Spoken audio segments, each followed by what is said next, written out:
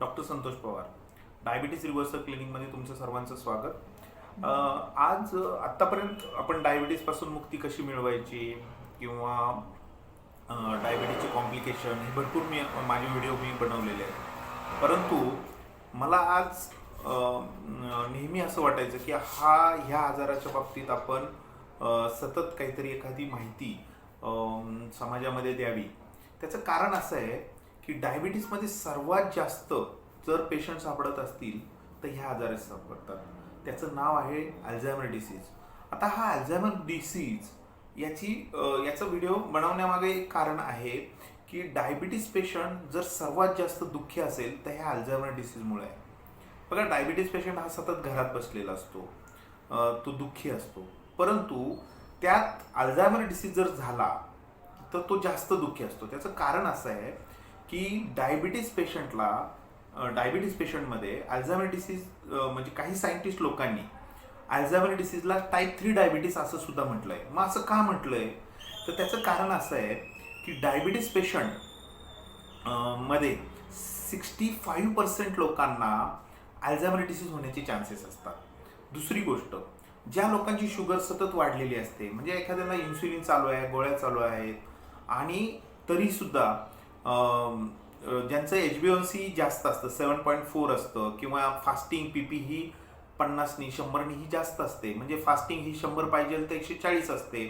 त्यानंतर PP म्हणजे जेवल्यानंतरची जी sugar असते ती 140 हवी तर ती 170 180 ही असते, तरी लोक खुश असतात. परंतु ही जी वाढलेली साखर असते यामुळं 73% लोकांमध्ये अल्झायमर डिसीज होण्याचे चान्सेस असतात. आता तुम्ही म्हणतात की अल्झायमर डिसीजमध्ये नेमकी लक्षणं काय आहेत?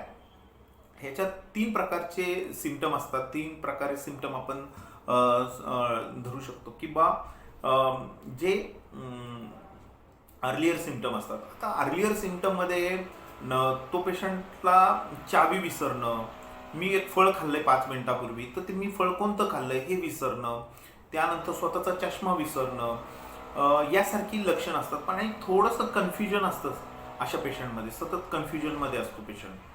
ही सुरुवातीची लक्षणं असतात. मिडल सिम्पटम जे असतात याच्यामध्ये पेशंटला कन्फ्युजन असतं, पण ते कन्फ्युजनचं प्रमाण वाढतं.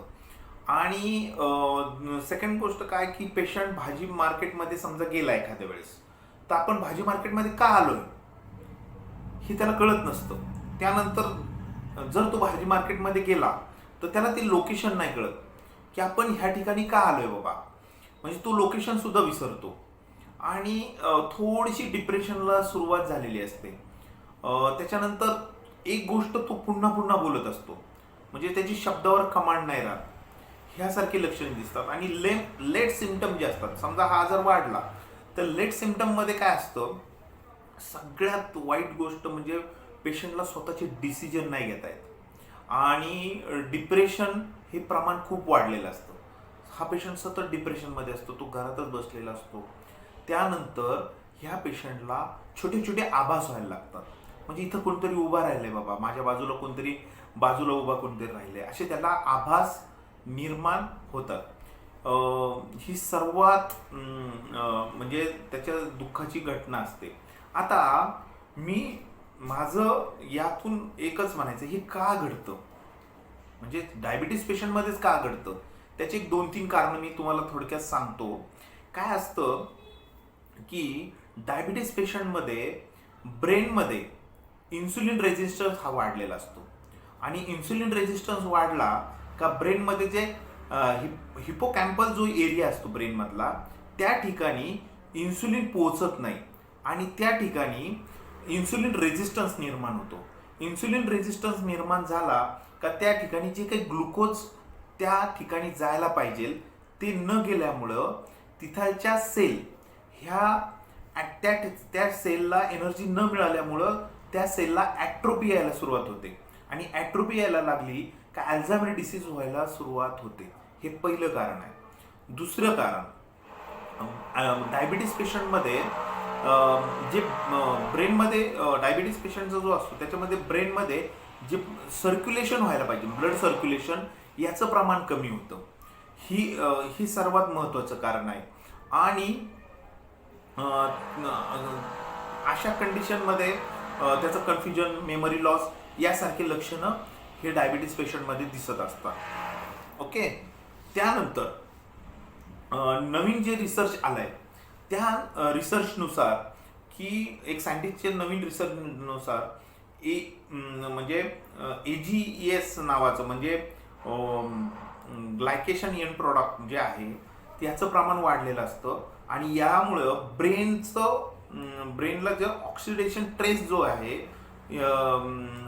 तो वाढतो आणि त्यामुळं त्याचा इफेक्ट हा ब्रेनवर होतो. हे डायबिटीसमध्ये जास्त आढळतं आणि यामुळं अल्झायमर डिसीज होतो. आता सगळ्यात आनंदाची गोष्ट काय, ह्याच्यापासून जर तुम्हाला मुक्ती हवी असेल, डायबिटीसपासून मुक्ती हवी असेल आणि जर अल्झायमर डिसीज जर तुम्हाला कमी करायचं असेल तर आमच्या डायबिटीस रिव्हर्सल क्लिनिकमध्ये आमचे काही हर्ब्स आहेत ज्यामुळं तुमचा डायबिटीस तर रिव्हर्स होतो, म्हणजे डायबिटीसच्या गोळ्यातच बंद होतातच, पण त्याबरोबर तुमचा अल्झायमर डिसीज सुद्धा कमी होतो. ते कसा कमी होतो तर आमच्या हर्बमुळं ब्रेनमधलं इन्सुलिन रेजिस्टन्स कमी होतो, त्या ठिकाणी ग्लुकोज जायला लागतं, ब्रेनची ॲट्रोपी कमी होते, तिथलचे न्यूरॉन्स रिन्यू होतात आणि हा डिसीज कमी व्हायला लागतो. सेकंड गोष्ट, ब्रेनचं सर्क्युलेशन जास्त प्रमाणामध्ये वाढतं आणि ब्रेनचं सर्क्युलेशन जास्त प्रमाणामध्ये वाढलं का त्या ठिकाणी अल्झायमर डिसीज हा कमी व्हायला लागतो. आणि तिसरी गोष्ट काय आहे की आपल्या डायबिटीस रिव्हर्सल क्लिनिकमध्ये आपल्या इन्सुलिन कमी होतात, टॅबलेटही कमी होतात, एक एनर्जी येते आणि त्याबरोबर हे सर्व कमी झालं का ब्रेनमधला इन्सुलिन रेजिस्टन्स हा कमी झाला का ब्रेनमधले न्यूरॉन्स हे परत रिन्यू होतात आणि अल्झायमर डिसीज हा कमी होतो. म्हणजेच पहा, आपल्या क्लिनिकमध्ये डायबिटीस तर कमी होतोच, त्याबरोबर अल्झायमर डिसीज सुद्धा कमी होतो. थँक्यू.